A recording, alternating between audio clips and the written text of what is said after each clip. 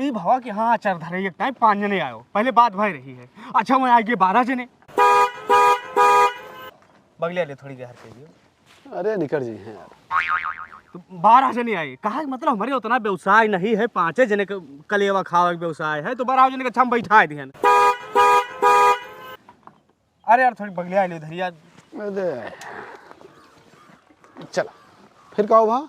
अच्छा तो 12 जने का व्यवस्था बिछायन चटाई, अब दुल्हा ठंगन कह दी सोही पे, जो हमार तो हर बात भाई रही।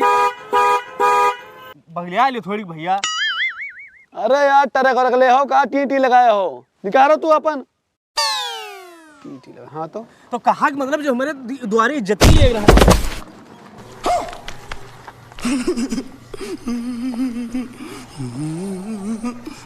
मर गया दिखाई नहीं पड़ता है, अभी 2.5 लगवाए रहे ना, तोड़ दियो मिटगाड़ यार पिछला। ये